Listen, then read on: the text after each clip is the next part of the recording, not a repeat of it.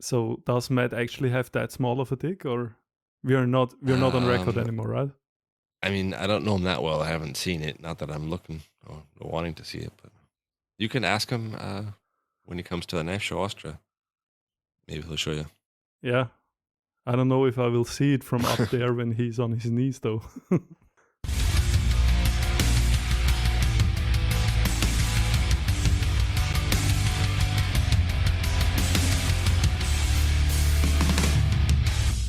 Hey, Kamon, thanks for inviting me to your podcast this week. You are welcome. I wasn't able to find any other guests, so I'm sorry to be such a nasty bitch. No problem. Hey, I still say that you should have your own podcast, but you just like to join everybody else's podcast. You're like probably the biggest podcast whore I know.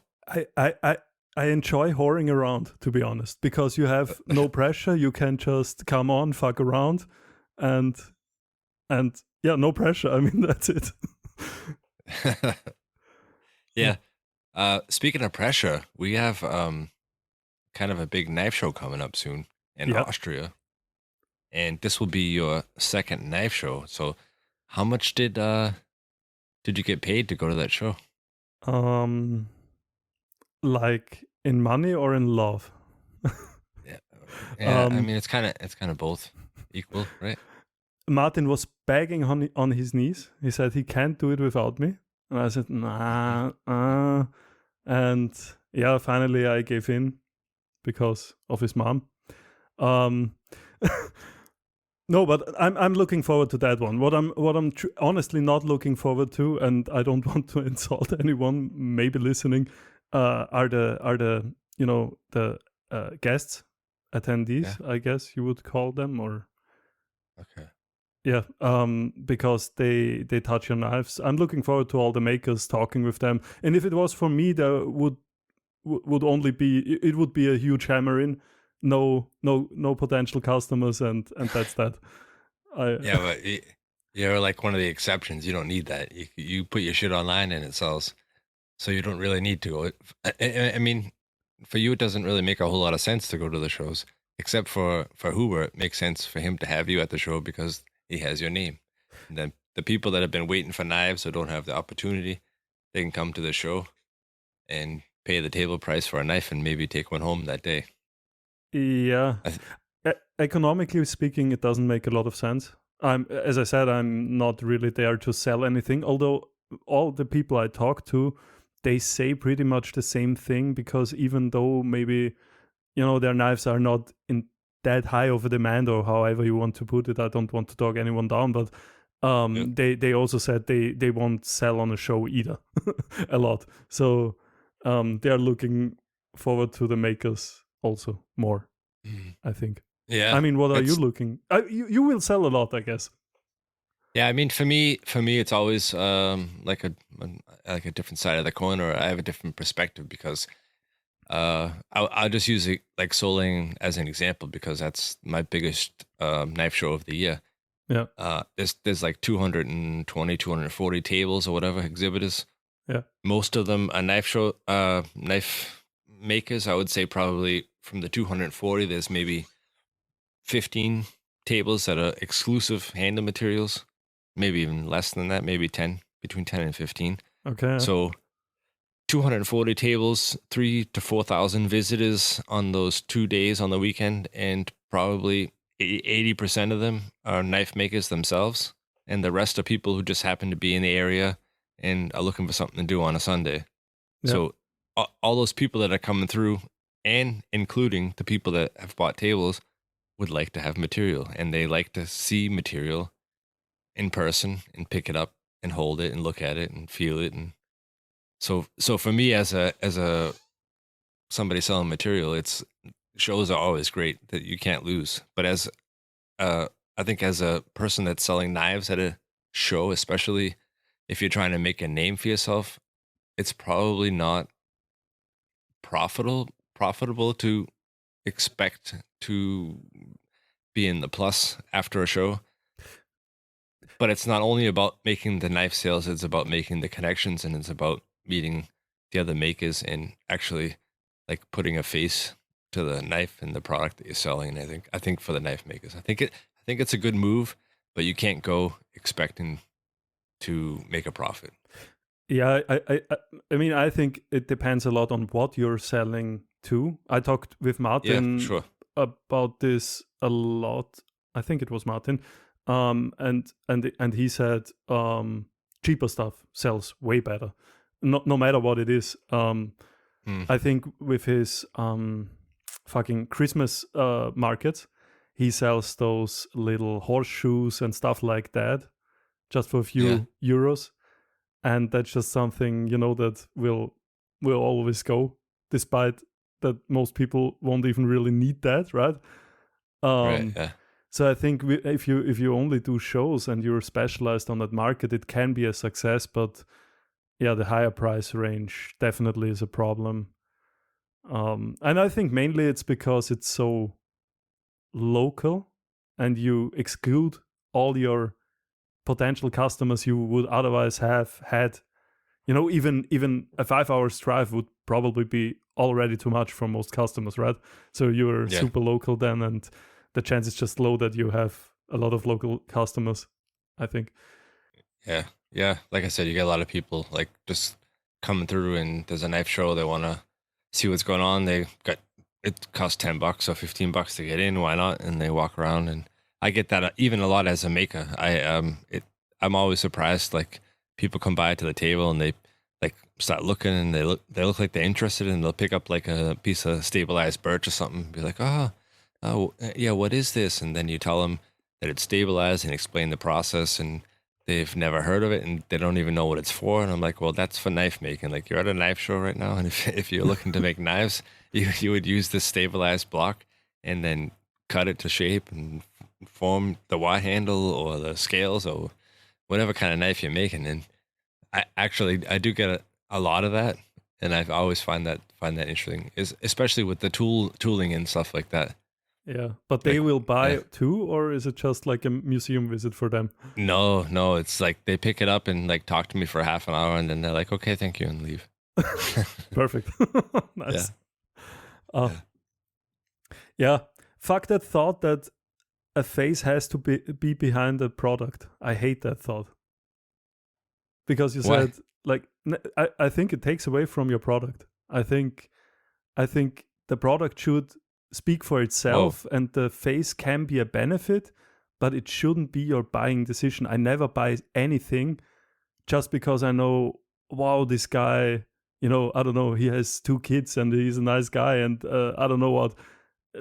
Never once did I buy a product on that basis, and I think you shouldn't buy a product on that basis. If the product is shit, then don't buy it. If the product is good, buy it, but the face behind it should make no difference. Yeah, but the face... Okay, so the face behind the product, maybe if you take it into like face value, face, that's a horrible description, but we're not buying it because I think Ben Kamon is pretty. That's not what I mean. Like you're at a show and there's 20 other makers, and maybe these people have heard of you and they come and talk to you, and then they have a connection with you, and you explain to them, this is why I make my knife, and this is the taper, and this is the handle material I chose, and this is why I chose it, and like all those kind of details. Then you feel a connection with the person, and you understand the work that they've put into it and their reasoning behind it. And that's what I mean by the face behind it. You said you know the person, or how did you put it? Oh, you think you know the person? No, but I'm just you feel it's a feeling. That's the feeling you get at a show. You feel that you know the person, and you think that you made a connection, and maybe it's even more that you want to have the connection with them, so you buy it from them. I don't know. You know but go ahead. No, but I'm mainly, I mean, for me at least, I'm mainly describing my product. Maybe sometimes in a story I'm funny and you get to know a little bit about me, but usually, or otherwise through podcasts, but otherwise on my social media or website, you get to know relatively little about me. And I think if someone comes and is impressed or interested in the work, it can't be because of me, I would think, at least for my product, because I give so little information out about me. I think that's true for most knife makers. I mean, I don't know if there would be a difference with Calderon Blades or Martin Huber even, right? Or you? I mean, you don't sell materials based on yourself. You sell them based on the description of what it is and good pictures and what have you. A good price, maybe. Yeah. Yeah, but I think, or at least I tried to, but maybe I've missed it because you didn't see it, but at least I try to um, let people know about like my customer service and my involvement in the community and my dedication, that if there was a problem with something or they weren't happy with their order, that I would stand behind it and make myself available for that, so that they know that they can find me here on Instagram, they can find me on the podcast, they can find me on the website or Instagram or Facebook, that I'm not just like some blind person that they're buying from. Like, I'm here and I'm available. You know what I mean? Yeah, I get that, and that's valuable. But I mean, maybe I misunderstood what you mean by, selling, or more or less buying the face behind the product, right? Because I would almost say that's not you, but the abstract of you in the sense of the company. I mean, if you are responsive and have good customer service, in a bigger company, like would you have 10 employees and that would be the same? It's not you, it's the company, right? But I mean, you as a small company, of course you think about yourself because you're doing all that yourself. Yeah. But I'm just saying, the customer sees the company usually. So when I buy at a company, I'm not as involved in as with knife makers and materials, and I actually know the people behind. But a company I never bought from, then I'm 100% buying the product. And if the customer service is good, then I'm thinking, well, that is a nice company. But I'm never thinking, ooh, that is a nice person behind that company, right? So, do you know what I mean? So, yeah, I don't know. I'm not very, very into the sell yourself as a person, but sell your fucking product good branch. So I find that very interesting, because I think that you as a person, as a knife maker, that the way that you present yourself, as like you always show your material and you always talk about, like when we did the cleaning for good this year, like, oh, hopefully I don't fuck it up, and you're always like very humble or jokingly about your things. And I think that's a personality that you've brought to your knives that maybe you don't see it yourself, but I think other people and customers see that, is that you're a normal person, that you're approachable, and you make great knives, but you also like screw things up, and you're not afraid to show if you screw it up or talk about it, that you make mistakes. And I think it makes you as a person and a knife maker more normal for your customers and for the people who are following you and reading and listen to what you have to say. Maybe you don't see that, but I see that, and I think Feda sees it, because I've heard him talk about it. Yeah, interesting. But I mean, so one thing, the humbleness is mainly to take pressure off, and if you're not humble, and if you're acting arrogant, that will catch up onto you. I learned that when I was young, so yeah. I think Feda talked about that a lot too, with him being younger, since you brought him up. But I wonder how much the personality of a knife maker, or the personality of anyone who sells something, really makes for a buying decision. Maybe I'm an odd customer, but I'm very certain that I have never bought because I liked, the person behind the product. It was always yeah. Okay, so I think you have, and you just don't know it. Let's could be. Yeah. What kind of custom knives do you have in your collection? For example, who do you have? I have Oliver Mertens, for example. I have Sam Dunn. I have from a Russian maker, I know what you're getting to. All those I have personal connections to. I talk to them. Yeah, of course. Yeah, I know, you do. Yeah. Motherfucker. Cornering me. Right? No, just.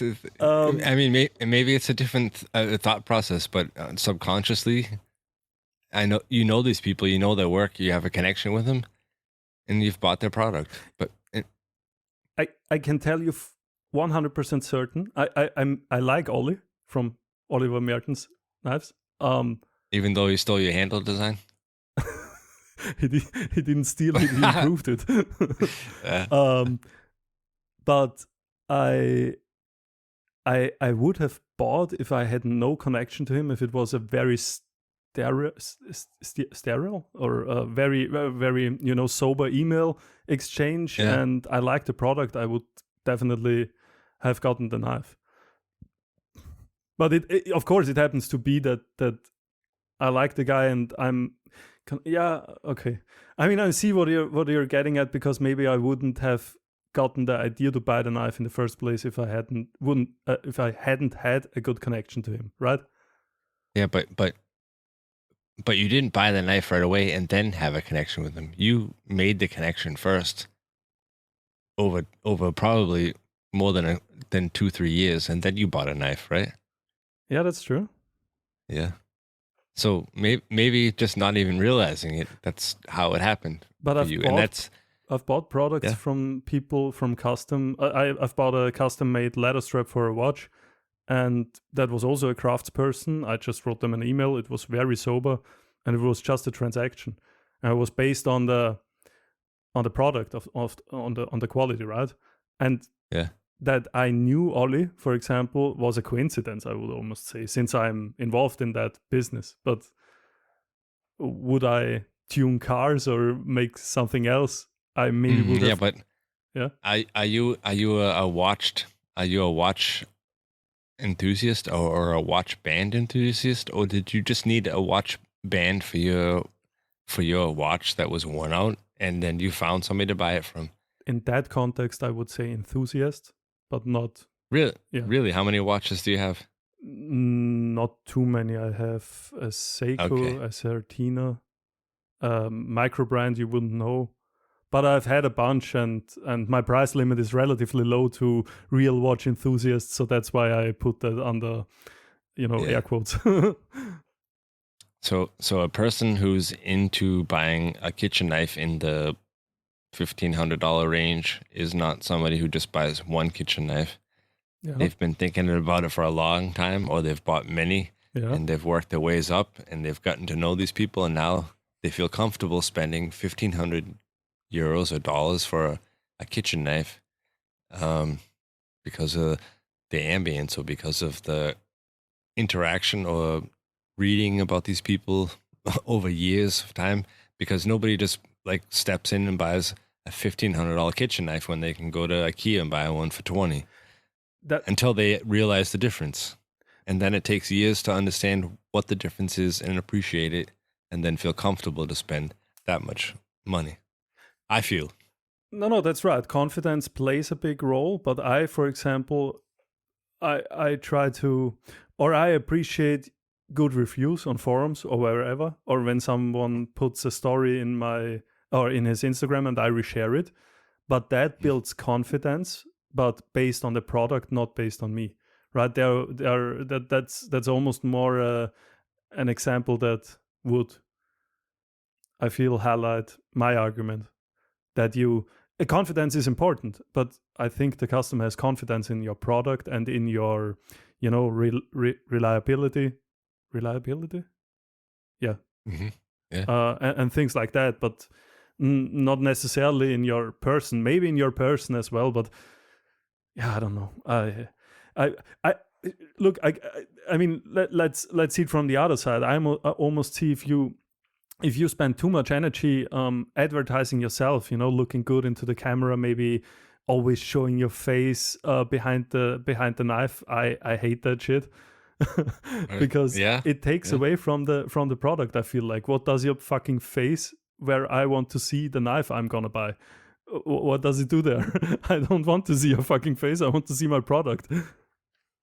Yeah, From a customer and perspective. that's, I think that's what I mean by, maybe that's like the balance that you need to achieve, like a certain humbleness and a certain, I don't know, just to make yourself like the average buyer would be.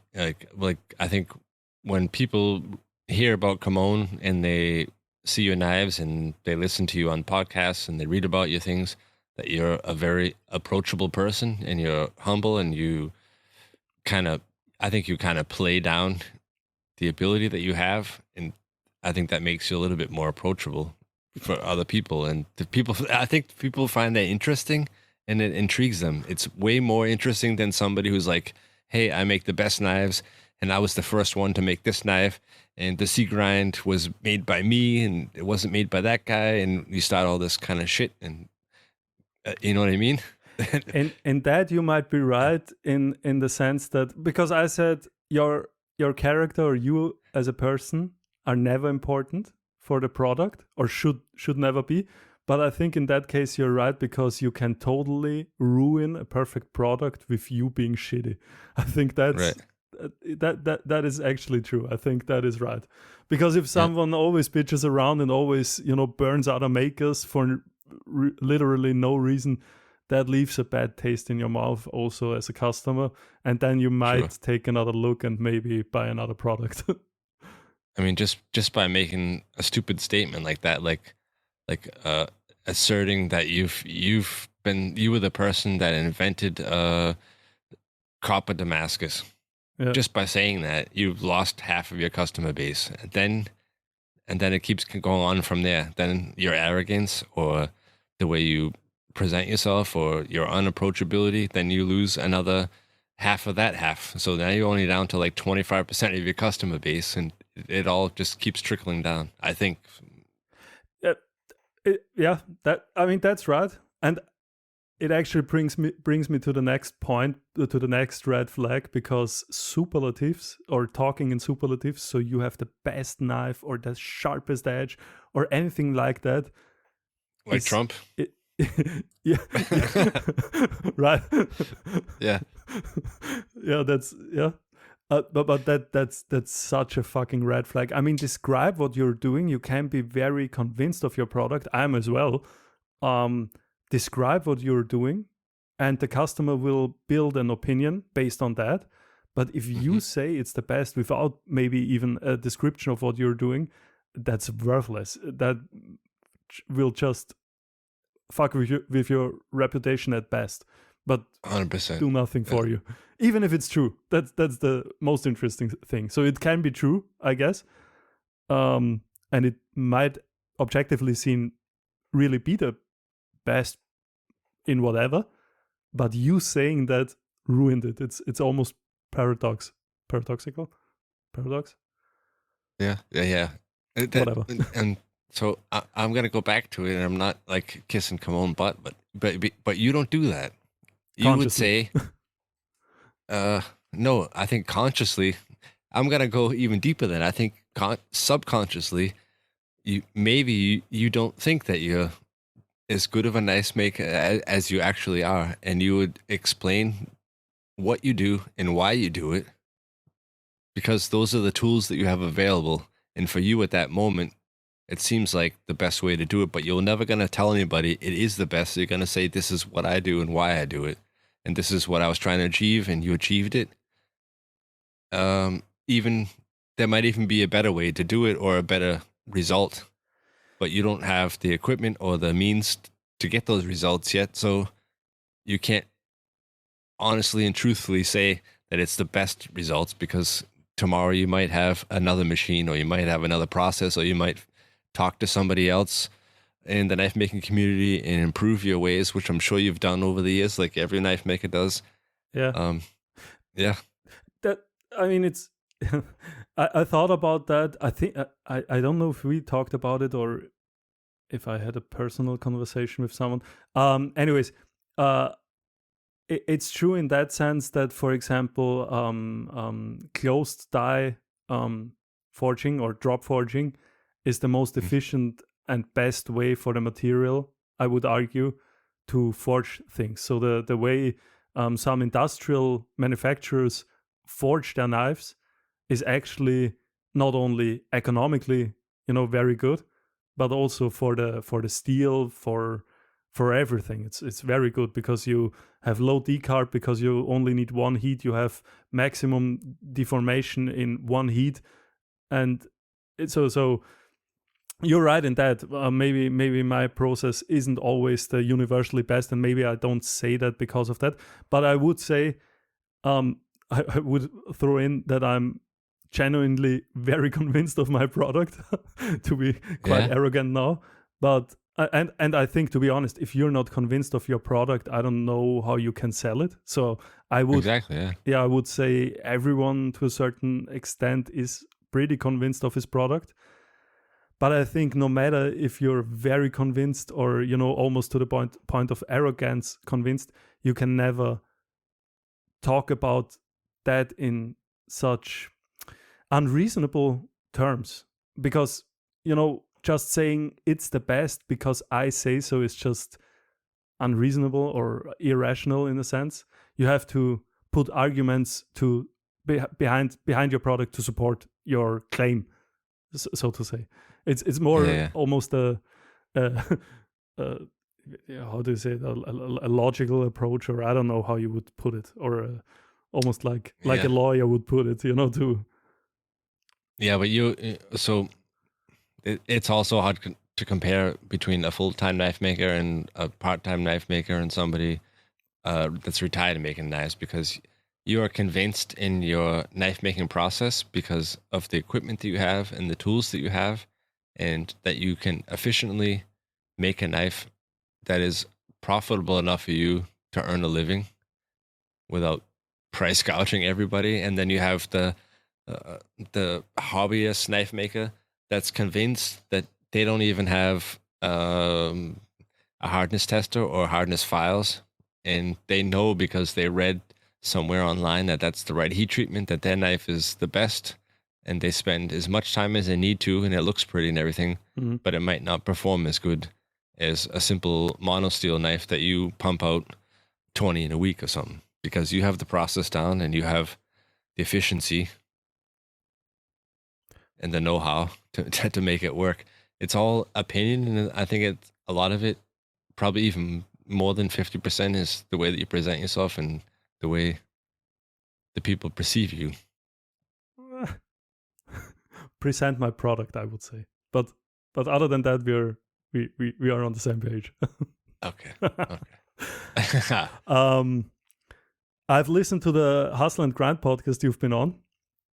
Yeah. And do you know what? Are you gonna take us over and do another interview on me? No, now? No. Okay. Absolutely not. I was just shocked and very almost disappointed about a certain point in the conversation where I was shocked that they didn't jump on it, and maybe I got something wrong, or maybe you have an explanation for that, because they asked you why you went to Austria, right?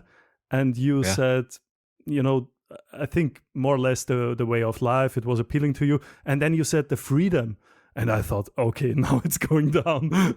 And they didn't engage with that at all, which shocked me. The freedom. I don't remember that. I think you said the freedom. Did I say that? Yeah, I think. Maybe, I mean, if you don't remember it, maybe I didn't hear it correctly. No, I mean, it's... that's like an odd thing about podcasting. You just start talking and people ask you the next day what you just said, and I'm like, I don't know. It's just like a noble conversation between people. Yeah, I forget always too. So no, but do you feel? I mean, would you say you're more free in Austria than in the US, or did you not see a difference at all, or? Well, I've never been like a really political person or to follow politics and stuff, so I don't really know if I'm I mean, that's a tough question. You couldn't judge it. No, then you don't care. Maybe I couldn't judge it. I couldn't judge it, but I would say 100% when I moved here, I was young and I was like 25, and I didn't give a shit about anybody but myself at that point. And now it's definitely a whole lot different.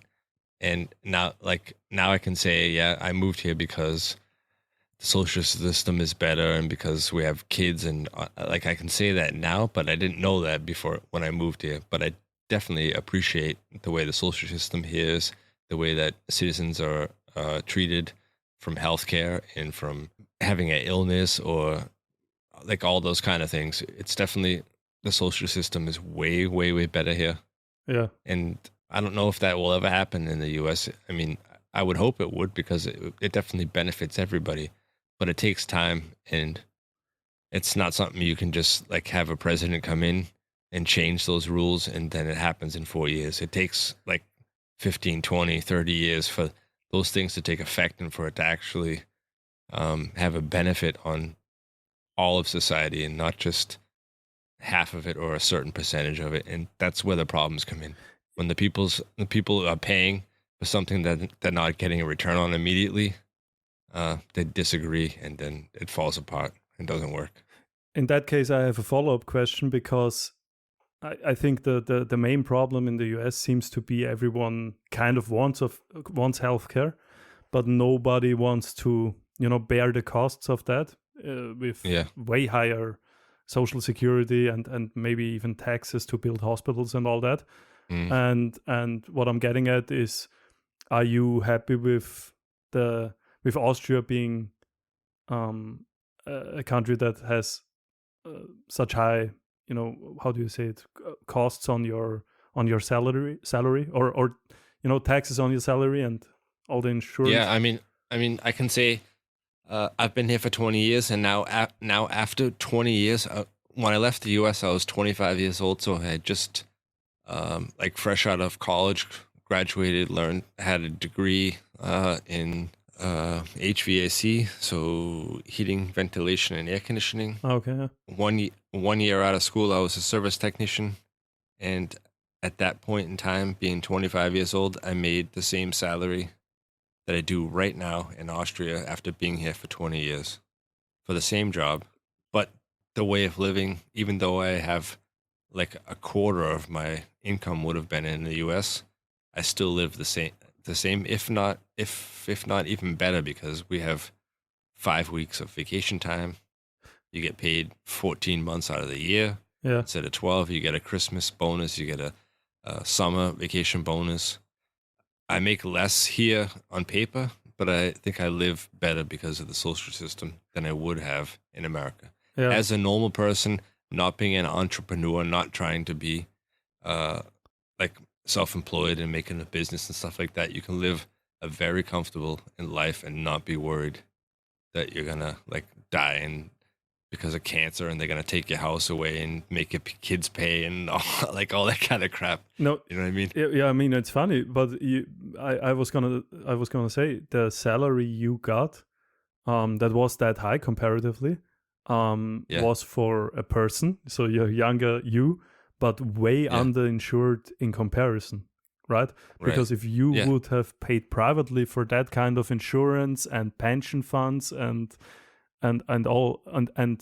bared all those costs on your salary there, I don't know if there would be so much more left than here, right? So there's a certain percentage of your salary in the US that's taken out for very, very basic healthcare and retirement funds, but you don't learn that. I mean, at least I graduated high school in 1997, sorry.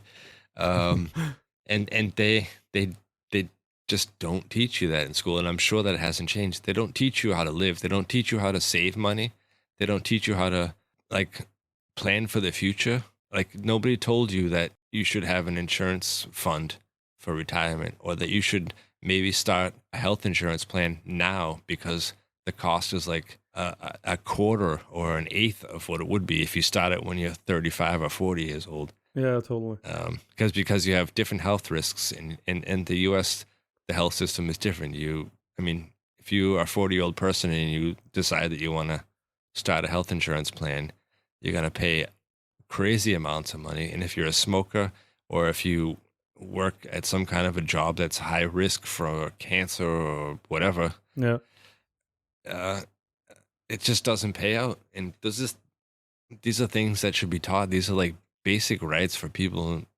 It doesn't matter where you live. People should know these things. They should know how to balance their money and how to plan for the future, and that you need to start early. And they just don't do that in the U.S. And in Europe, maybe they don't teach that, but it's given to you automatically. Like, you don't need to know. It's a basic right for every person, in at least in Austria that I know of. Yeah, no, you're right. I mean, I was gonna Yeah. say they don't teach that here either, but I But guess it's given to you, yeah, and you learn it because all of a sudden, like, you get a bonus, or you get it's just handed to you, and then you learn it. Maybe they should teach it in school too. yeah, I would say it would be valuable if they teach it. So what I encounter with my friends is that they don't know shit about the US oftentimes, and I only know because I know so many knife makers from there and talk to people and listen podcasts and all that. And Mhm. and for all those people in the US, the same counts because they don't know shit about Europe either. I sometimes have to smile when I hear Rogan or someone talk about why they don't just change that and they have so much money, and I'm thinking, motherfucker, come to Austria and Yeah. look how much all that costs. I mean, I would pay it as an Austrian paying already, and I'm happy with it because it's a system that works, and I think it works better than in the US in many ways, and I think I will make some enemies right now. But I mean, go through Vienna. It's the second biggest German-speaking city behind Berlin, and you will have trouble finding a homeless person. Yeah, I mean, they are there, right? But things like of that, course. and I've never. I was shocked when I learned that it is worrying normal people in the US if they break a leg or something like that. I was shocked to learn about Steve Pellegrino when he had that freak accident where a tree branch dropped on their car. Did you hear that? I think that was 2 or 3 years ago. Yeah, the name sounds familiar, but I know lots of similar stories. Yeah. Yeah. He just drove a tree branch on his car, and I think his girlfriend or fiancée and he himself had neck injuries. Not too bad. They are not paralyzed, but they paid, if I remember correctly, like $5,000 just for for that night in the emergency room. And I was thinking, fuck, I haven't paid that in my life for. I mean, yeah, counting insurance, probably I have paid that, but not everyone has 5,000 euros just laying around, or dollars. It's the same. So Yeah, I think if you paid for insurance, that's different. You don't feel it. It's gone anyways, and I think it's used. Yeah, that's always a shocking kind of reality thing. When people hear about how the healthcare system works in Europe, in America, you will get treated much quickly, but you pay a shitload for it.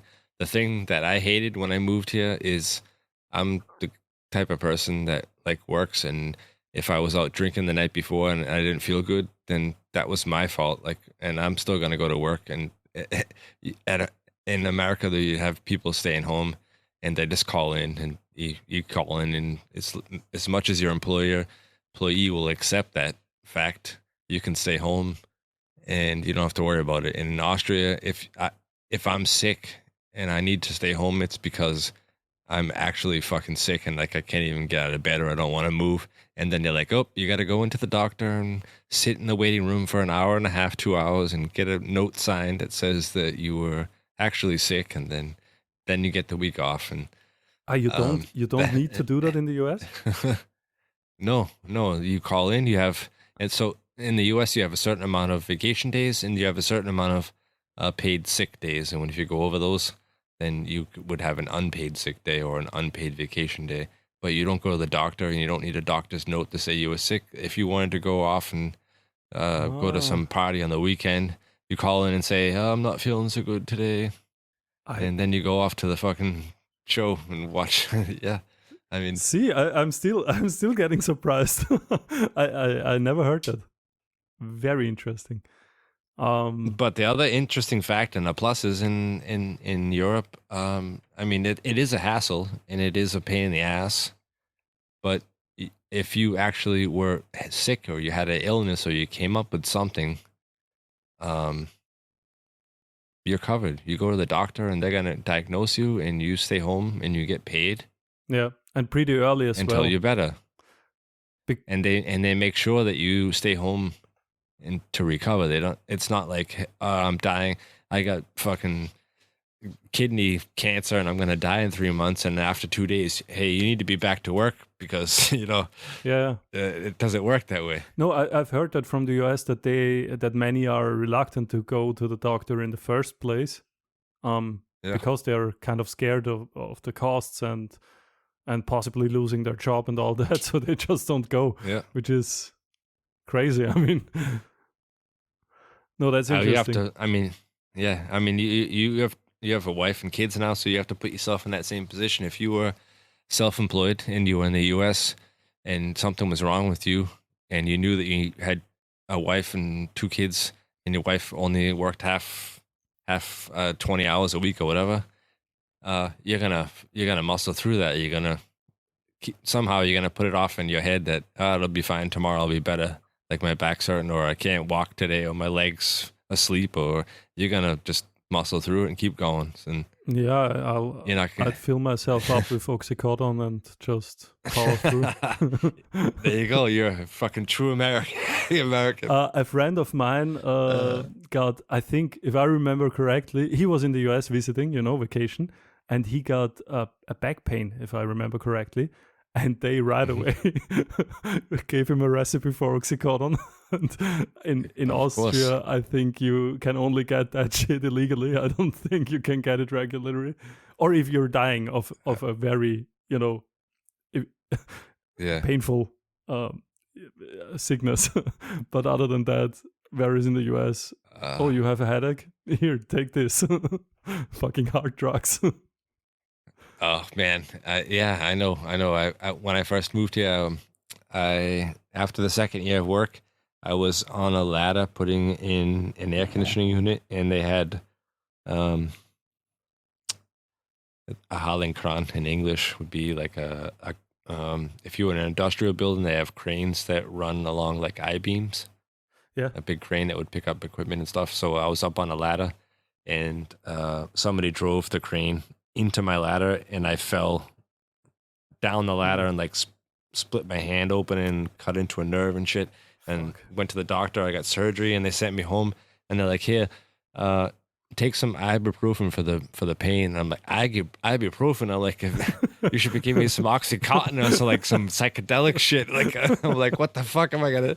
Yeah, but it's a different. I mean, it's something you have to learn. Pain management is a very important thing to learn.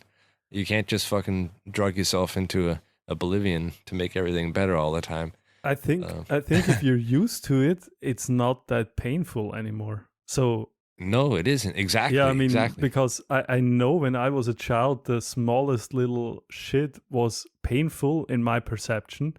Of course, that isn't true today. I mean, it was true back then, but I think your threshold just raises.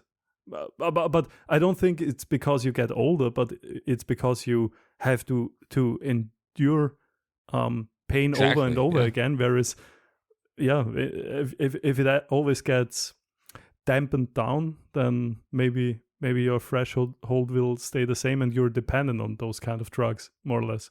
Yeah, exactly.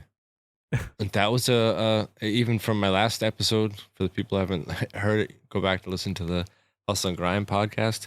Even after all of that shit and like the drug addiction and stuff, that was a huge thing for me. I had a slip disc, so I had a bunch of back problems with pain, and like just dealing with pain is, if you're used to taking like all those drugs and shit, or even the prescription drugs in America that they give you, it really messes with your head. Like if you think that you're in pain then everything sucks. It's just like a mental state. Like if you haven't learned to deal with pain and how to manage it, it really will change your whole perspective on life, or at least for those days that you're in pain. Everything sucks. You're a miserable motherfucker. It really is like 50% in your head, and the other 50% is actual pain. Yeah, but it's really a crazy concept to think of, especially as an American, where you just like pumped with pills and pain stuff. Yeah, it's kind of a downward spiral because the pain is real, but then it gets accentuated by you kind of fucking off, or being down because of the pain. So yeah. How what was your the herniating discs, or how did you call it? Yeah, I had a slip disc in my lower back, and I went to the hospital and they checked it all out and found it on the thing, and they're like, are you sure? Are you on any drugs, and are you on this or that? And like, yeah, I'm like, no. I'm like, why? I'm like, well, because I don't think you're really in pain. I'm like, what are you talking about? I can't even like stand up. I can't even walk. They like found me laying outside the doctor's office on the floor because I couldn't move. And they're like, I don't know if you're really in pain. And I'm like, fuck these people, fuck this doctor. Yeah. But then like after time, and like I said, like listening to the doctors and their stupid bullshit because I had no other choice, it actually there is a whole lot of truth to it. A lot of it is actually your perspective on the pain and how you learn to live with it and how it's going to affect your life. It's really a whole lot to do with your mind. I mean, oftentimes yes, but I'm going to flip the coin on you because sometimes it is real pain. Yeah. My grandfather and my father both had back issues. With my grandfather, I mean, he was very old. He was in his 80s, 80 something, and I think he died 86 with 86 years old. But a few years before he died, he had he generally speaking didn't feel much of his lower body. He was able to walk and all that, but he had not a lot of feeling down there because his discs were somehow pressing on his spinal cord, or and damaging it or whatever. And he was going to the toilet because of that, because he didn't feel when his bladder filled up. He was just regularly every 2 hours going to the toilet, taking a piss, right? And for whatever reason, I don't remember anymore, but he forgot that. And he got to the hospital with 6 liters of urine in his bladder. So that's, for the American listeners, that's more than 2 gallons, I think, right? Yeah. Like 2 milk jugs. Yeah. That's in his bladder up to his kidneys. And I mean, he didn't take any damage. It didn't erupt for whatever reason, because 6 liters is crazy. And then that is the one thing. And my father had also back issues to the extent where he crawled on all fours, so doggy style, to the toilet because he didn't feel his legs at a certain point. So I'm just saying, sometimes pain is not as real as you think you feel it, and sometimes I think it is. So yeah, I think there are both ways. Yeah, and that's also one of the downsides of having the social system that we have, is that the first, like you said, in America, the first thing they put you on Oxycontin. In Austria, Germany, in Europe, the first thing you go to the doctor, what do they give you? What do you call that? Like penicillin? It's antibiotics. Yeah, antibiotics. Take antibiotics for 2 weeks. Don't drink any alcohol, and if it persists, come back again. Yeah. Right? Yeah. That's the prescription for everything. Yeah, oftentimes that's not too good. Because you're in a system where there's so many people that move through and they hear so much stuff. They don't, I mean, it's not every doctor, but most of them, that's the first thing they would prescribe when they hear something, maybe because they're not actually taking the time to listen to their patients. That, and they hear so much shit that they just tend to Right. Yeah. think you're over exaggerating, or Right. just exaggerating. I think. That's what I didn't say. Because that's why I initially thought about my father. So they told him they don't believe him that he was in back pain either. That's what reminded Yeah. me initially of my father, because you said they didn't believe you. And I'm thinking, well, he was crawling on all fours. I think he had a lot of pain, and he has a history since Grandpa did that too. Okay. Yeah, but the fucking antibiotics. I mean, to be honest, I myself, I think I kind of know my body. I'm relatively young, I would say, and sometimes if they, subscribe them to me, I just don't take them. You don't take them? No, I mean, if I'm feeling that sick, then yeah, of course. But that I don't know when that was the case last time. Luckily, yeah.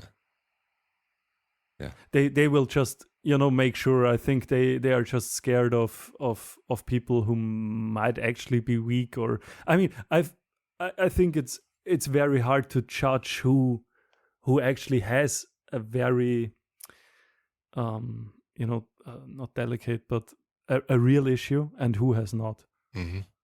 Right. Yeah. I wouldn't want to be a doctor, to be honest. or a hospital I wouldn't worker. want to be either. Yeah. No, definitely not. No.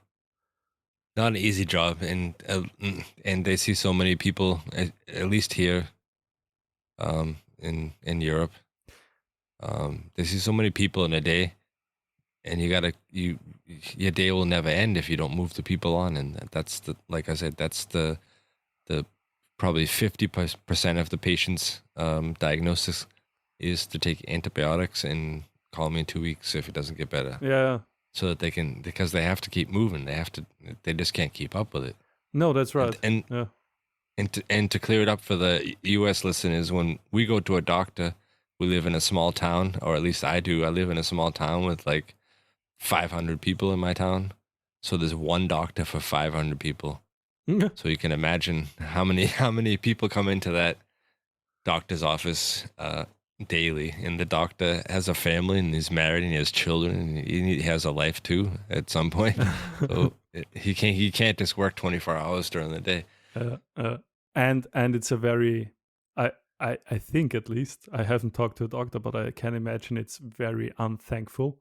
So I don't know if you get a lot of feedback from the people you've actually helped.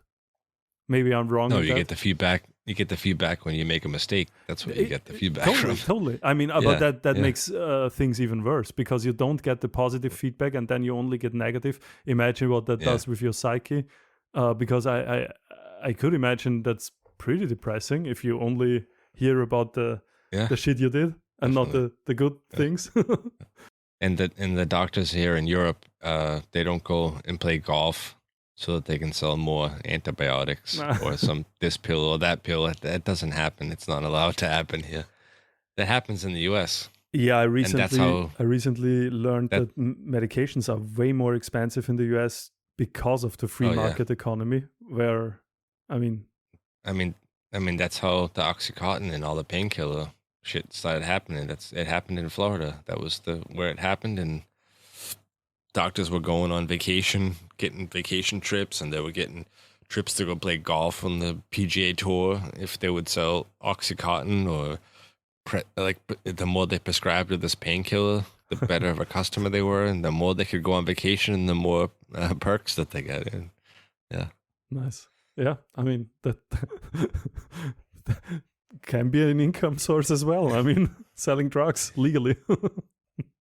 I mean, I don't know how it is now. I remember when I grew up, it was like if you watched TV at night, if you had a favorite TV show you watched, it was a half hour long, 15 minutes of that were commercials. And from those 15 minutes of commercials, those probably 10 minutes of it was like medicines that you never heard of before. It would be like, blah, blah, blah, blah, blah, take this pain medicine and it causes diarrhea. Will rot your stomach out and side effects, and they talk about all that side effects like super fast and quick, so you didn't know. Yeah. But they made everything else sound like it was really great. And that's something that gets me mad when I listen to American podcasts as well, when they always, praise the free market economy. And I'm a fan, generally speaking, of free market economy, but I think it has its limits, and sometimes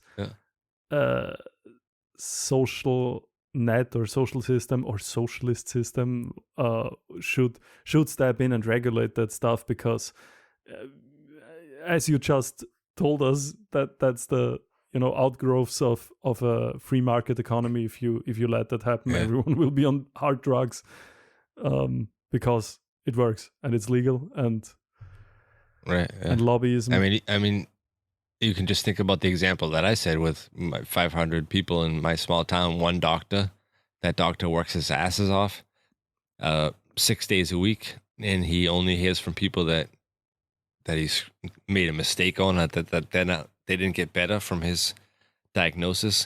And then comes this company that's like, hey, do you want to go play golf on Saturday? We're going to pay for the whole trip. Come to Hawaii, go here and here, and if you sell some of these pills, we're going to give you a kickback, and you can make this much money. And now this guy's like, all right, well, I've been working my ass off and everybody hates me anyway, so I might as well do this, and I get paid twice as much as I do. And if I write some more prescription for this pill, then I can retire 5 years earlier, because you know what I mean? Yeah, no, and totally. That's I always wonder if do you sometimes find yourself thinking about if you would do that?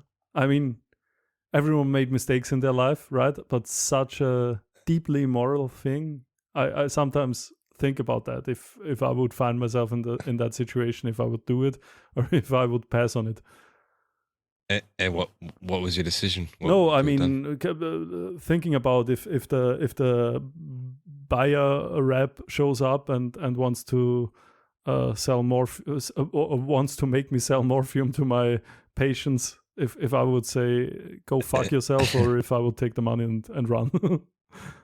I definitely would like some more money, but I couldn't do that. I couldn't do that to anybody, knowing that I was causing harm on people. That's true. That's what I tell myself as well. But then on the other hand, statistically speaking, since there are so many people doing it, it's relatively improbable that both of us wouldn't do it.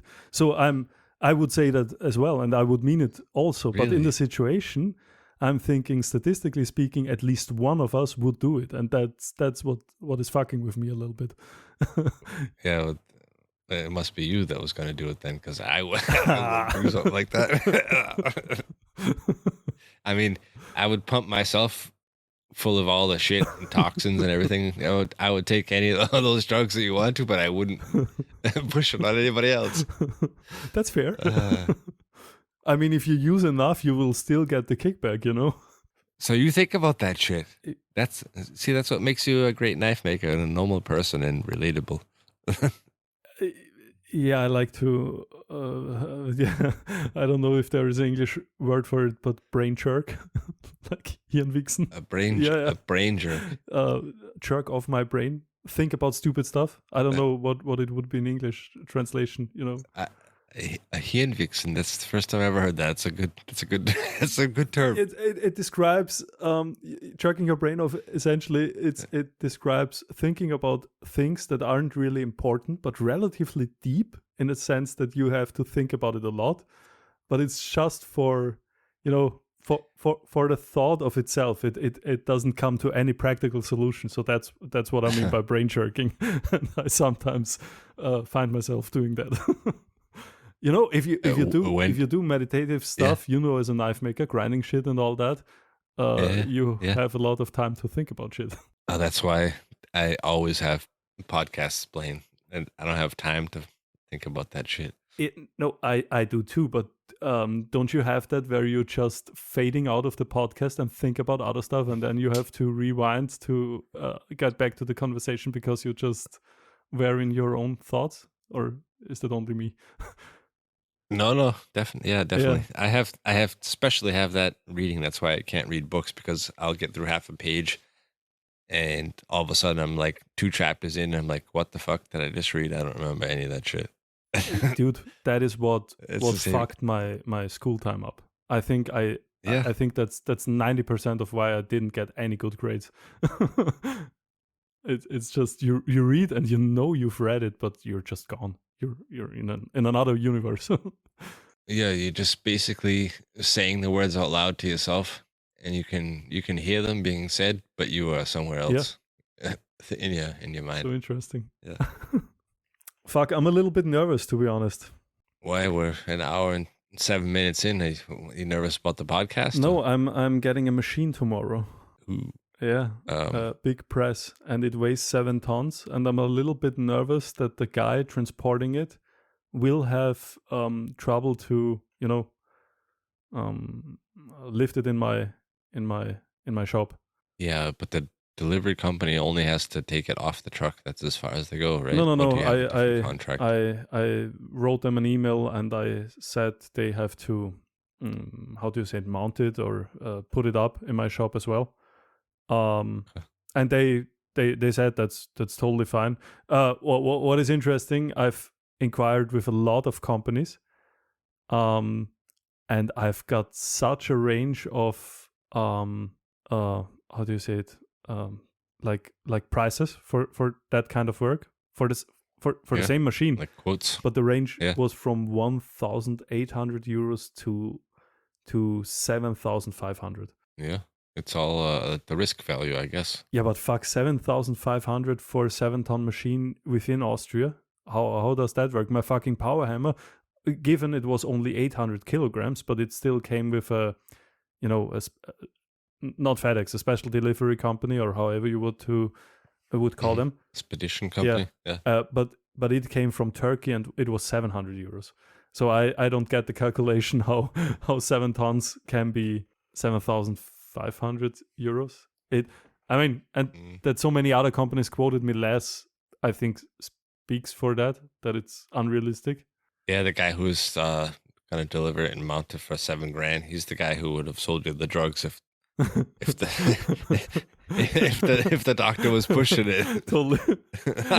No bad conscience at all. Conscious. Yeah. So what are you getting? What kind of a press? It's a fuck, how is it called in English? Spindle? No. How are they called? Wait a minute. Screw press. Yeah, screw press. Mechanical screw press. Not a hand driven one, but not a friction one either. So this one is interesting. It's from a company, and I talked to the owner of the company. Even though I bought the machine used, I made contact to the manufacturer, and they told me they were the only ones producing this kind of machine like that. So it's a mixture of it's a hydraulic screw press. So what you would normally have, you would have in a mechanical screw press, it would be a friction driven screw press, and you would have, if you know those kind of things, you would have 2 big turning wheels and then the spindle itself and all that, or the screw itself. And with this one, it's driven by hydraulics, which is interesting.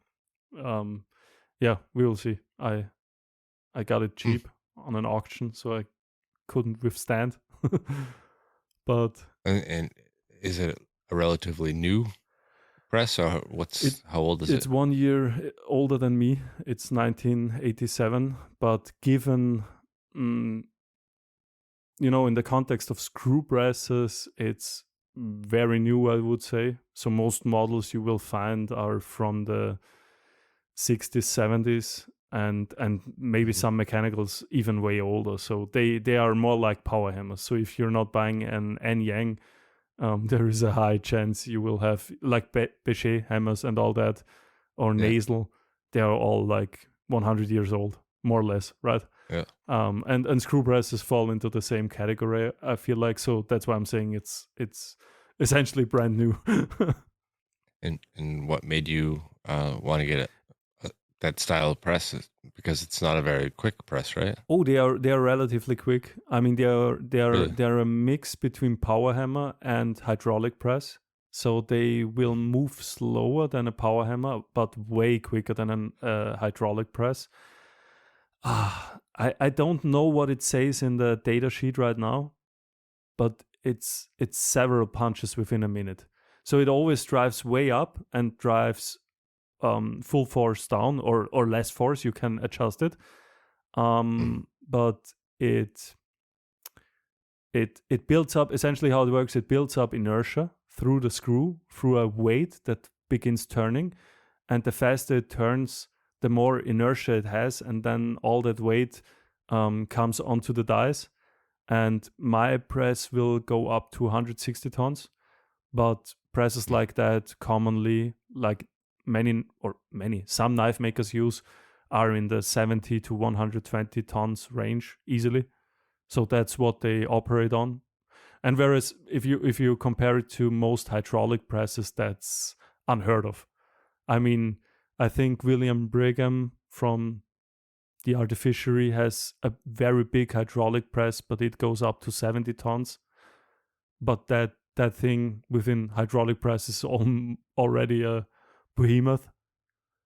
And I think how big is the biggest coal iron works for press? Do you know? I think it's 70 tons also. Something like that. Yeah. So those screw presses can put a lot of force into the workpiece. And the interesting thing is, they hit. It's slower than a power hammer, but it's still a hit, and that's why it wouldn't draw as much heat out of your steel, which is interesting, and very good for in the sense of quality. It's almost like a drop hammer. You can think about it in that sense, because a drop hammer will have less repetition but high force. Of course, quicker action then again, but I would say that's closest in comparison. Yeah, but if you have a heavy ram weight forge and it's hitting quick, you don't lose the heat as fast. That's right. That's right. But I talked about that with Hangli a lot, so I don't want to claim that's my knowledge, that's his. The hammer forging isn't necessarily the best to forge weld. So I bought that press, or I always wanted such a press to set the weld. Exactly, set the weld, and in that case, since it's so heavy and big, draw out as well. So with my 40 kilogram hammer, I mean, I can draw out, and it works reasonably well, but I mean, it's not the best. If I had a choice in regards to power hammer, drawing bigger packages out, I would go maybe in the direction of what Martin Huber has, like 100 kilogram hammer, or like a friction screw press, or Speaking of drawing big packages, Martin Huber. What do you want to tell me now? He always adds his artwork into things when he sends them out. That would be the American slang. Drawing big packages would be his artwork that he draws. Yeah, artwork is big, but I mean, yeah. Let's not talk about him. Yeah, but I think okay. I was gonna say we should talk about him because of the knife show that's coming up and it'll be a fresh show. But I think we talk about that in the beginning of the episode. But there was something I noticed the other day, and I sent you a short video of it. We have a knife magazine in Europe called Mesa Magazine, which means knife magazine. And there was a Domestil ad in the very first inside cover. And it featured your cleaver that you made for the Domestil. How did that come about? Did you know that was going to be an ad, or it just happened? And oh no, I didn't know. Are you collecting royalties on that? I don't even know if I gave permission to use the picture, but I think I gave by sending them the pictures. You gave them permission by being part of the what was the name of the show that they had? The Domestil Chef Invitational, right? Yeah. No, 100%. I mean, to be honest, I don't get all that copyright law thing. I don't get it anyways, because I'm thinking no matter who uses your stuff, he makes advertising for you.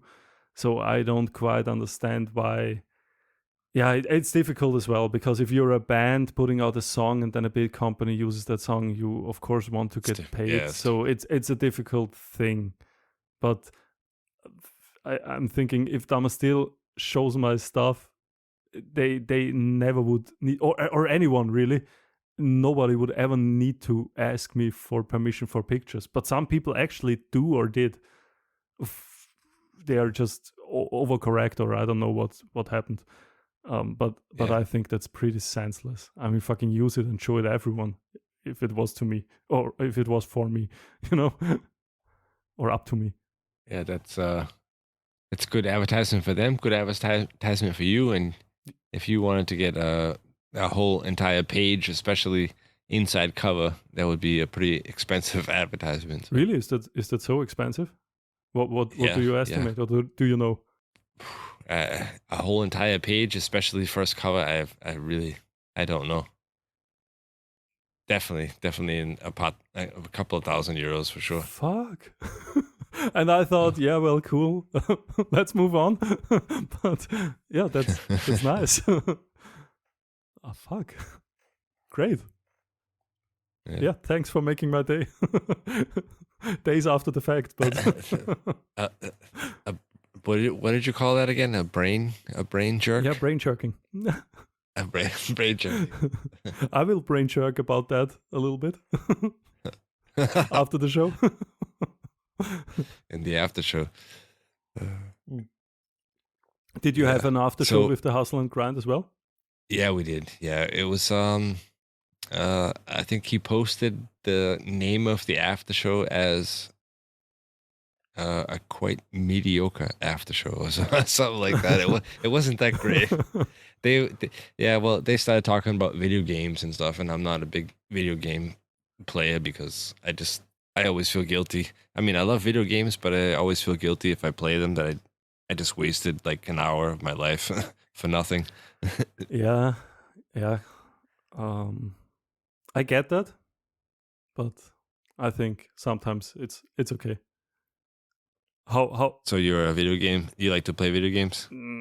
I wouldn't say very often. I don't get a lot of time. Currently, I'm playing Red Dead Redemption, but before that, I wasn't playing anything for about a year or something like that. So, yeah. We have the PlayStation at home, and we use it for Netflix and all that stuff because our TV is just too old. So we have it, but it's not in very high demand or high use, I guess. Yeah. But when I play, I have no bad feelings about it. I think relaxing sometimes is all right as well. Yeah. Maybe I just haven't found out how to relax, or found out how to relax again, I guess. Yeah. No, you said that. Everyone who's curious should listen to the Hustle and Grind podcast. How long did it? How long have you been up at that day? Because they start relatively late, right? Oh yeah, I think we started 10:30 or 11:30 or something. Yeah. I know that I was an hour early, and then I wrote to them and stuff, and he was doing his what's the name of that skit that he does where he tells like 3 stories and one of them is true. Yeah, it's a nice one. I don't know the name. Not Florida Man, but something like that. Yeah. Anyway, so he was like in the middle of doing that, and he was kind of rushed when we got onto the show because he hadn't picked out what he was going to use that week. Okay. Yeah, so we started a little bit early, but I think it was like 10:30 or 11, something like that. Yeah, until. And it went until about almost 2 a.m. with the after show and everything. Yes, yeah, that was my experience as well. and I think everybody knows, or anybody who listens to the show, I wake up at like 4 to start my day. So I slept for like 2 hours that day. Did you really wake up at 4 anyways? Yeah, it just happens. I can't fucking stop it. I don't know. It's just like a built-in alarm clock. If I was your wife and you would get up at 4, I would punch you in the face until I would knock you out. So you go back to sleep. So I'm sure she wants to sometimes because I snore like a chainsaw. Yeah. So So when I get up at 4, she's like, peace and quiet. She can sleep from like 4 to 6:30, 7 until she has to get up for work. So so she kind of enjoys it, I think. Okay, yeah, not that then it's a win-win. Yeah. How do you feel with 2 hours of sleep? Because I would be pretty dead all day. So yeah. When do we recorded that on? Yeah, it was earlier in the week then. It just doesn't make any sense anymore. But same thing happened last night. My wife was out. I went into bed at I usually go to bed between like 8 and 9, something like that. And she was out late, and she came home at like 12:30, 1 o'clock in the morning, and she came in, sat in bed, turned the TV on, and like, I'm like, can you turn the TV down? And then she wouldn't stop moving, and I'm like, fuck, I can't go back to sleep. I'm up. So I've been up since last night at like 12:30. I went out in the shop and worked from 12:30 until 6 till I had to go to work. What the fuck? And then came on here with you, and it's almost 10 o'clock at night now again. How nice of her to land in your bedroom like an airplane or something. Yeah. Crashing in. Nice. Woo! And she didn't even she went out with her friends and stuff. She didn't even have anything to drink, but she just came home, and I don't know. I usually don't have a problem sleeping. I could sleep if I laid down right now. I would fall asleep with in 5 minutes. Anywhere I am. As soon as I stop moving and there's nothing to do, I'm asleep immediately. So you might see me falling asleep at the table in a knife show if there's nothing going on in Austria. I'm just thinking maybe she woke you up on purpose. I mean, that's something I would. Yeah, I would. That's what I mean. That's another reason why I couldn't fall asleep, because I'm like, God damn it, you just woke me up because you didn't want to hear me snore. Now you're gonna watch TV. Yeah, I was. Yeah, I mean, yeah, nice tactics. You have to respect the player. If it works. Yeah. Don't hate the game. Yeah. Hey, so I mean, it shows are almost 1.5 hours here, but I wanted to talk to you about the charity project we got going on this year with Kinderlachen. Yeah. So you are the one who drew the knife for us. Tell us a little bit about the knife design that people can expect all of the knife makers to make, why you chose it, and how you came up with it. Yeah, I mean, why I chose it, I think there is no very particular reason for it, other than that I think it's a very versatile profile. And I mean, what would be the sense choosing something rather exotic like a Tsuchihiki or maybe an Akiri, where not everyone is pleased with? We want to raise the most amount possible for the charity. So I'm thinking a versatile profile makes sense in a very reasonable size also, because many of my knives are rather big, no matter if it's Chinese cleaver or a Giotto with 250 millimeters. This one is the high shaft profile I choose, with 230 millimeters length, and it has 60 millimeters at the heel. It has somewhat of a rounder belly. As I said, it's a shaft profile. So, but I'm just thinking middle of the line, almost everyone will be able at least to work with that, despite maybe not being their favorite, right? So that was my thinking behind it, and it is the profile of the production knives I'm currently making. So I'm super biased every time I make something, because I think every crafts person is. Every time you make the new shit, you're super excited about your new shit, right? Yeah. So maybe that played a role as well. So I don't want to act as if it wouldn't have played any role. So you mean it's a versatile shape that people can work with? You mean with the finished knife, not the knife makers themselves? It's a knife that for everybody the customer could use at home. Yeah, for the customer. I mean, the knife makers I don't give a fuck about, to be honest. No,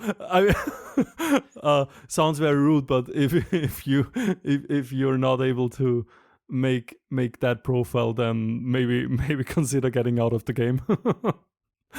No, for the customer. or participant Usability. in the charity. To be honest. Yeah. Yeah. No. So no, go ahead. So I think we talked about it quick before on one of the episodes, but the charity this year will be for Kinderlaken. We have 21 makers this year who will be making a knife. All the knives will be donated and displayed at Solingen Knife Show in Germany this year. I think it's October. I'm not sure exactly the date, middle of October, something like that. But you can follow us on Clean for Goodness on Instagram, and the tickets will be available at the show and also on the webpage. But there'll be some more updates as we get closer.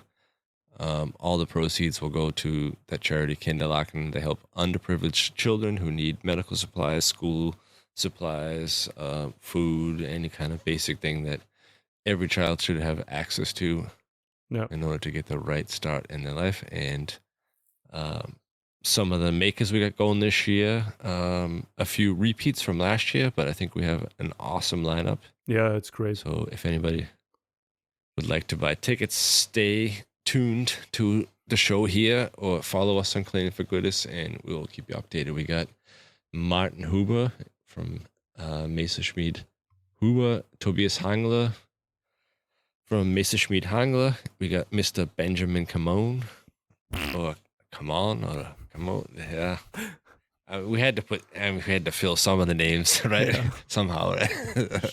Fingal Ferguson. We got Mr. Fingal Ferguson from Fingal Ferguson Knives. Mershad from Shear Knives. He was there with us last year. Eric Gullickson from Gullickson Knives. Jonas, this is a hard name Jonas to say. Jonsson? Isas Median is his Isas Median is his Instagram handle, but he's Jonas Jonsson. If I'm not mistaken. Yeah. Then we got Neil Willow from Willow Forge Customs. Antone, some of these are from Adonis Forge. That's the guy that you were working with, right? That made. Yeah.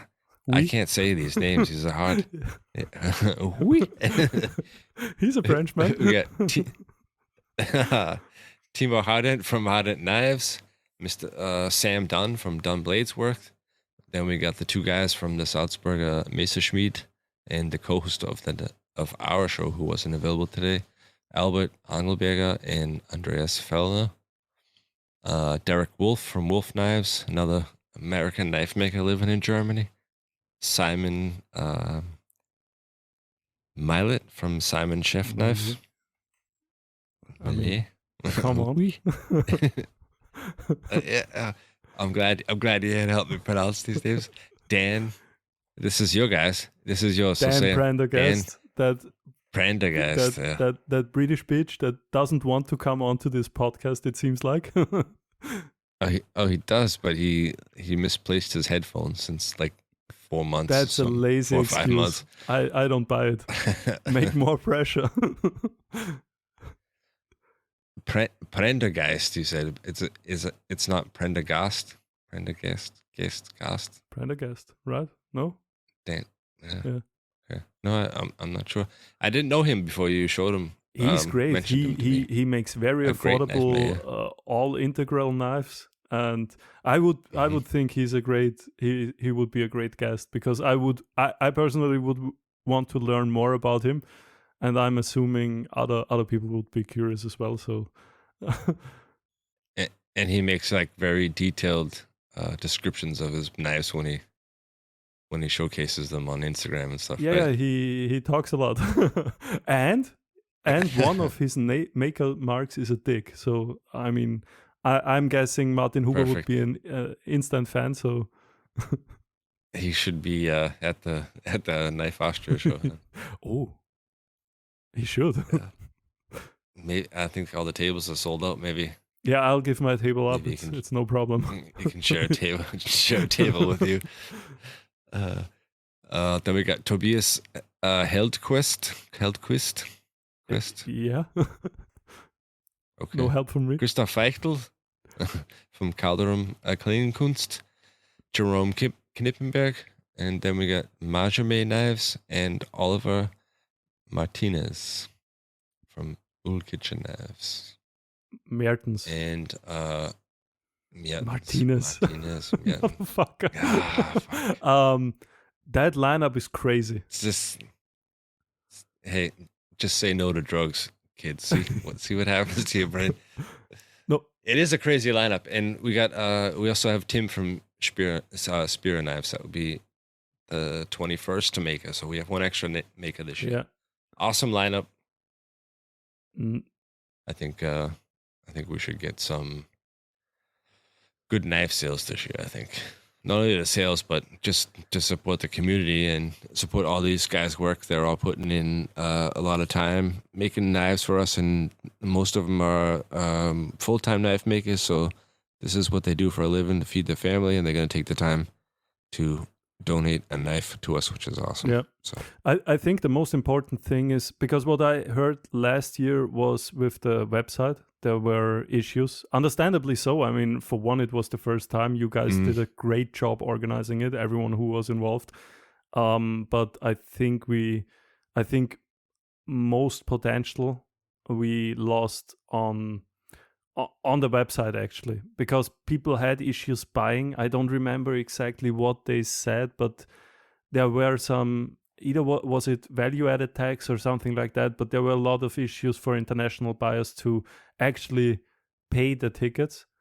So I think if we fix that, since all those guys have such huge reach via social media, I think there is really very good potential to get a nice sum for those kids together. So that's good that you brought that up, because we were just recently talking with the charity. We're lucky that the charity is working with us and providing us with the website to sell the tickets, because if we didn't have a charity that was doing that, we would have to open our own nonprofit organization, and then you get all kinds of other hassle and horror. I don't even want to think about it, but I'm glad that they were helping us. I think they underestimated maybe a little bit how much we were going to raise. They were very surprised how the event went last year.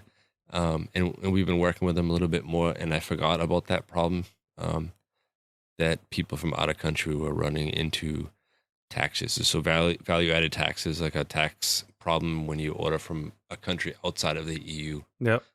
So we'll have to ask them about that again and see if we can fix that before those ticket sales go online. That, and maybe I don't know what the payment options are, but you want to have the burden of buying as low as possible for the customer, or in that example, the one who donates money, because if they get frustrated with an online shop, they will say fuck it and just leave.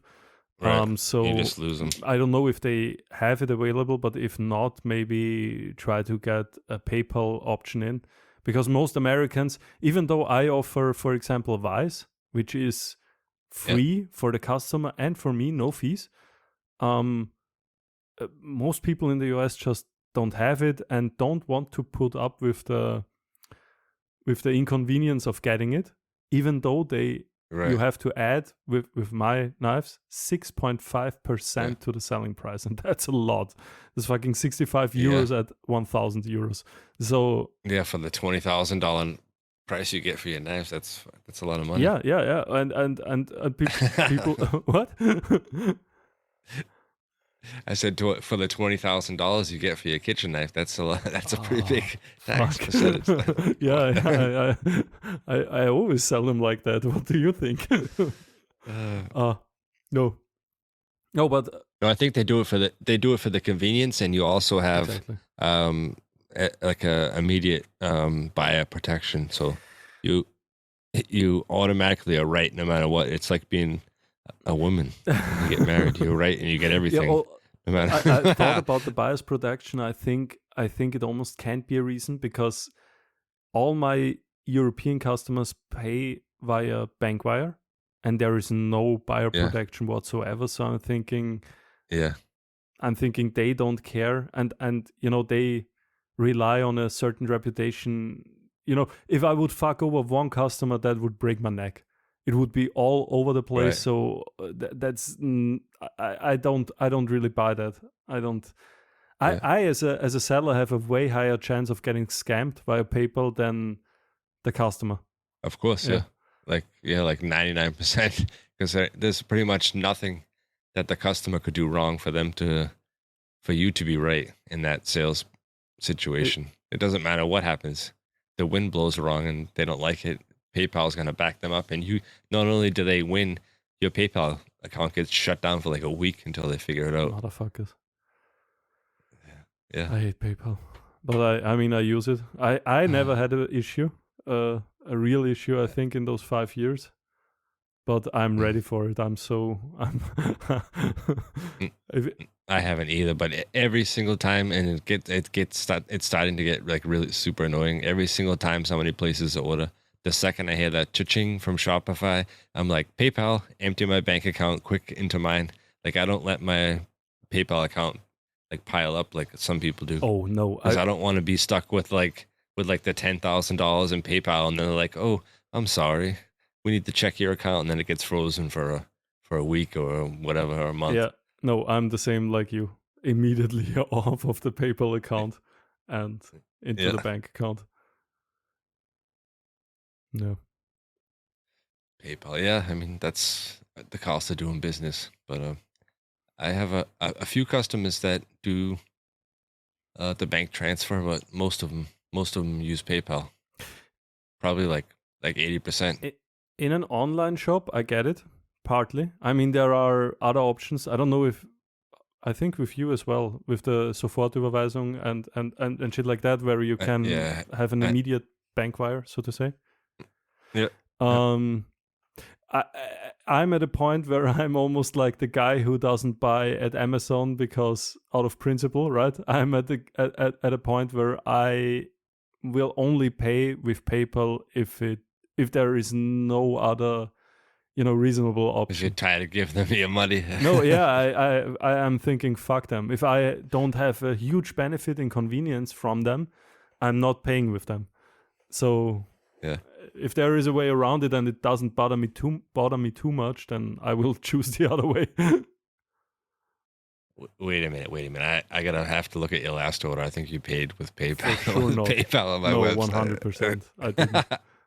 With guys like you and Hangler and whoever I buy from, Huber, Hangler, I asked what he prefers, what he has lowest costs at or for. But usually I will just make a bank wire if it's for guys like you. I don't know what I did with you actually, because you sent those links. I think you didn't even pay me yet. Actually, I'll pay you with a strong handshake the next time I see you. Let's look. Order confirmed. I don't see your payment on here right away. Yeah, I think you didn't pay. Yeah, obviously.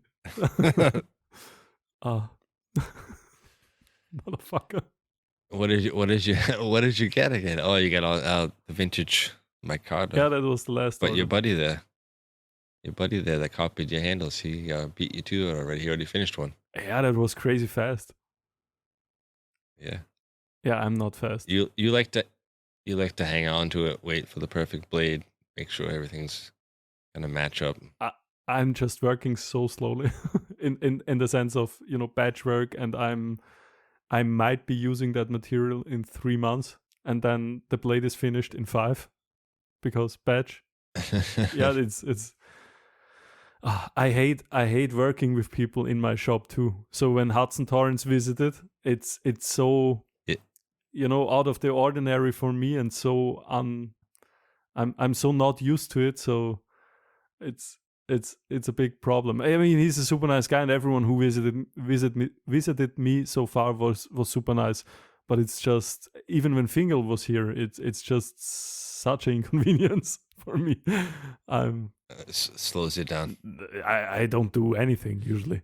It doesn't just slow me down. I don't do anything because it's just, I'm not used to it. I don't know what it is exactly. I work better on my own, I guess. And if Oliver is listening, I kind of started screwing with him at the knife show, pretending like he was copying your handles, and he was quite worried about it, and he actually had his cell phone ready. He was going to give you a call because he thought you were fucking with him. that you actually believed it. I just like to continue because I saw it aggravate him through the whole show, and he just couldn't let it go. He was going to actually call you. He was like, "What did he say? What did Ben say about I'm not copying his handles?" he wanted to give you a call. Oliver, I'm just fucking with you. He's too nice of a guy. You should have heard great. Our price negotiations about the last batch we sold through Modern Cooking. I mean, you can tell by his prices. He's just, if you're talking humble, then Oliver Mertens his name should be next to the word in the dictionary. Yeah, awesome handle design. That was a great collaboration you did with him. Crazy nice. And we are planning more. I mean, there will definitely come more variations. And those 10 knives, I mean, I don't like to, flex on here like crazy, but a customer told me, Peter said they sold in 10 seconds. A customer said they sold in 8. So, I mean, imagine that motherfucker sitting behind his computer refreshing like crazy 8 seconds later. So 1 knife per second and then they were gone? Yeah, if you say 10 or if you say 8, it would be 0.8 seconds, right? Yeah. I mean, kind of reinforces the reason why you don't need to go to knife shows, right? No, yeah. I mean, yeah. Yeah. Come on. Kamon's going to go all humble again, trying to get more customers in. Bringing them. No, I would appreciate if no customers come to the show, as I said. But it's not just for selling. I think, as I said, everyone except for you would think like that, I think. So I want to know what do you have planned for your table, if anything, or are you just gonna come, put the tablecloth down, lay down 10 knives? I lay down myself and drink your whiskey when they're sold. Yeah, really? Totally. You heard it here first, ladies and gentlemen. What table are you gonna be at? You will see. You will see, I guarantee. The only one with the naked guy. I have a plan, but I don't know if I want to give it away. Why not? Yeah, because I have to have people guessing. I mean, I can't just spill the beans like that. Well, I got the table plan too, but it's not the whole room. I saw most of it, and I don't see you, so you must be like way over, stuck in the corner somewhere. Fuck. I need to give Martin a call. He threatened to put me on the toilet, but I hope he didn't.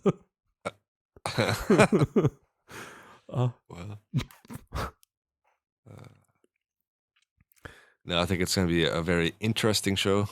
Martin's got lots of stuff planned and lots of makers. I mean, it's great. He's got the show all sold out and everything. I'm just curious, which really doesn't matter to me how many knife makers come, because knife makers are going to buy material, but I'm curious to see what the visitors are going to look like. Is there people actually coming to buy knives, or is it just all knife makers that are showing up to see what everybody is doing? I mean, I think for the first show you can't have too high expectations, right? It would shock me. I mean, it would be crazy if this show for the first time would, for example, reach higher numbers than Orching. And I think easy. I think that's easily. I think more. So. You don't think so? Yeah. Yeah, but Orching is established, right? Yeah. How many tables do they have there? They don't have 70 tables. Not. I mean, 50. I would not. I don't know. Yeah, I don't know. I would have guessed 40, something like that. They 40? have Half? show forging, so those laypersons who are not interested a lot in knives, they will come, right? They attract those. I don't know if Martin has that, but I don't think so. So I'm just saying, but anyways, I think in regards to makers, this show is more interesting to me. I mean, Orking has a lot of high-end makers as well, but more in the hunting knife branch almost, or art Right. knife. Yeah. I think Steinau, for example, I think his name is, and a few others. But and it is established. But Martin does the show for the first time, so if he, yeah, it would shock me if so many people would come. And I'm not hoping for it. I'm hoping for him it happens, but for me personally, I'm not. Hey, well, I have less time to talk shit with your friends, so There'll be plenty of time for that. I think we got some stuff planned, or he's got some stuff planned for after the show, in between the show. On Sunday, Mother's Day, bring your mom. She can come in for free. All the specials he's got going on. It'll be interesting. Yeah, no, certainly. I'm looking forward to it, sure. And that means a lot. Do you think I should put up a "Don't touch this," plaque? Yes, I think you should have. Not only should you have that plaque up, you should get some T-shirts printed, and you should wear it. It says "Don't touch my knives," or "Don't touch this," and you can think about yourself what I mean by that. With an arrow pointing down. I mean, leave me the fuck alone. Go online and buy my knives. Fuck you. Yeah, that would actually describe my opinion. I think that would be. Yeah, that would be bad. That would fall into what we talked earlier. That's what he says right now. But every single person come by, check out Kamon's table. He's gonna be happy as can be with a smile on his face, and he's ready to answer all of your questions, especially the way that you can interchange handles with all of his knives. They fit. You can take the handle off the chef knife and put it on any of his knives. Did you just spread misinformation? No, that's what you told me at the last show. Thankfully, this podcast has no listeners at all. Exactly.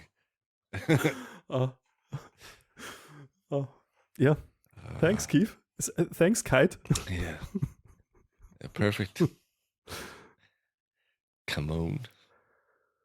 So, I think we got Thomas still, the knife show, the charity. We got everything except for our lovely Patreon listeners. So, if you guys want to help and support the show, you can find us on Patreon at WFI Europe podcast, and we have a few listeners or a few supporters of our Patreon page. We want to thank everybody who helps support us. Mr. Christoph Stiegler from Kanji Knives, Sven from Nord Artisan, Johann Fagelen from Fagelen Bladesmith, Travis Haynes from Bird Forge and the maker of Pelican Paste, one of our sponsors, Mr. Roy Rutten, Shay Deschamps, Paul Balletta from Balletta Handmaids, Mr. Coy Baker from Baker Forge and Tool, Alex Greenaway from Trenton Knives, Cardoso Knives, Bob Worksman from the Shoe Shed, Richard Schultz, Mr. Fingal Ferguson, Oliver Tobin from Tobin Machines, Cochrane Knives, Jan Bicker, Luke Johnson from Crafty Man Forge, Ryan Chadbourne from the Hustle and Grind podcast, Brian Hunt from Hidden Roads Rose Forge, and our newest member, Mr. Gabe Fletcher from Anchorage Brewery. Damn. So thanks again, guys. Yeah, pretty soon we're gonna have to just pick a couple people to name out because it takes forever and I can't fucking pronounce names for the life of me. So. No, I mean it's a lot of a lot of supporters already. Nice. Yeah. Yeah, actually, we have been making the podcast. I don't know how many episodes. It's been about a year and a half, and with all the Patreon people and Pelican Paste supporting us, we actually just broke even this month. So we're back down to no costs on the podcast, which is good. Just in materials, though, right? If you count your hours, that wouldn't count. Yeah, hours and the microphone and all the extra bullshit that each of us have. Yeah, this is just like to put the podcast out on the air and pay for the Patreon subscriptions and all that shit like that. Okay, that actually costs. Yeah. Interesting. I didn't know that. Well, you could join our Patreon list and help us out, Mr. Maybe Kamon. I will think about it. A big time knife show maker. Maybe maybe Matt can convince me to join if he gets on his knees in May and begs for it or something like that. I would appreciate that. In May. I bet you would. He comes in May, right? I'm not sure if he's going to come to the Austrian show. He messaged me because I'll be going Outrageous. April 5th. I'll be going April 5th to the Dutch knife exhibition. Yeah, then which is not too far away from him. Yeah, but then he has to come. You kind of have leverage then. Yeah, I mean, I'm driving 9 hours. He drives 15 minutes. I mean, I think he could make it. Yeah, he should. He's gonna come by. He's gonna come by and get some gator piss for me at the show. So. I think I was joking around with him because we had a lot of interesting talks again in the DMs, and every time I say we will discuss this in May, he at least doesn't say no, I'm not coming or anything. Yeah, I think I said that. That means no. He's Dutch. If he was coming, he would be telling everybody about it. Okay, damn. I think so. Anyway. Yeah, I mean, we will see. Yeah. Did we miss anything? Anything that you got coming up, or you want to talk about, or nah? We talked about everything. Nah. Yeah, I mean, nah. Too much. It was good. I had a different expectations for the show, but I think it worked out good. We jumped right into a whole bunch of knife maker shit back and forth. I think that was some good conversation. Yeah, perfect. I think hopefully I opened your eyes and realized the kind of maker that you really are. Really arrogant, hiding behind. No. Come on. Oh. Yeah. Just selling myself, not my product. I know that now. Just whoring yourself out. So, but as always, thanks for joining us or being a regular guest or replacing our host. I'm not sure exactly how we should word that at this point. But yeah, I'm just taking over Matt's spot, no matter if he likes it or not. Matt's spot. Perfect. Thanks for having me. All right. Yeah. Thanks again. I'm sure we'll have you back, and you guys can hear us again next week. Bye for now. Bye.